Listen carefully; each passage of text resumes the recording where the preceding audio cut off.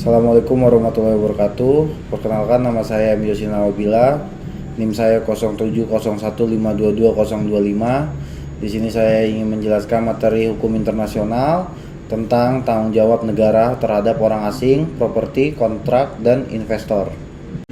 Selanjutnya, faktor timbulnya tanggung jawab negara, adanya suatu kewajiban hukum internasional yang berlaku antara dua negara tertentu, adanya suatu perbuatan atau kelainan yang melanggar kewajiban hukum internasional yang melahirkan tanggung jawab negara, adanya kerusakan atau kerugian sebagai akibat adanya tindakan yang melanggar hukum atau kelalaian.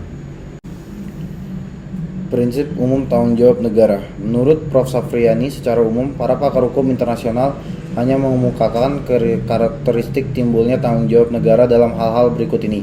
1. Adanya suatu kewajiban hukum internasional yang berlaku antara dua negara tertentu. 2. Adanya suatu perbuatan atau kelalaian yang melanggar kewajiban hukum internasional tersebut yang melahirkan tanggung jawab negara. 3. Adanya kerusakan atau kerugian sebagai akibat adanya tindakan yang melanggar hukum atau kelalaian. Macam-macam tanggung jawab negara. 1. Terhadap orang asing dan properti milik asing. 2. Terhadap kontrak dan investor asing. Terhadap orang asing dan properti milik asing. Tanggung jawab negara terhadap orang asing dan properti milik asing bervariasi tergantung pada peraturan dan hukum yang berlaku di negara tersebut.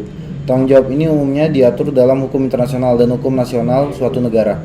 Di bawah ini adalah beberapa aspek yang relevan dalam tanggung jawab negara terhadap orang asing dan properti milik asing. 1. Perlindungan dan hak asasi manusia. 2. Hak kepulangan. 3. Perlindungan properti milik asing. 4. Hukum kontrak dan bisnis. 5. Perlindungan diplomatik. 6. Pengawasan imigrasi terhadap kontrak dan investor asing. Menurut J.G. Streeck, terdapat 3 teori yang ditemukan dalam hal tanggung jawab negara terhadap kontrak dengan pihak asing, yaitu 1. Kegiatan negara membayar utang memberikan hak pada pihak kreditor untuk mengambil langkah yang dianggap perlu untuk memaksa pihak debitur melaksanakan kewajibannya, baik diplomatik maupun kekerasan. Pandangan Lord Palmerston. 2. Penyelesaian utang negara hanya dapat dilakukan melalui jalur diplomatik dan jalur hukum. Pandangan Drago. 3. Tidak ada ketentuan khusus bagaimana suatu negara di debitur membayar utang-utangnya. Kewajiban negara debitur berkaitan dengan utangnya sama dengan kewajiban yang muncul dari perjanjian internasional lainnya. Sekian penjelasan dari saya. Wassalamualaikum warahmatullahi wabarakatuh.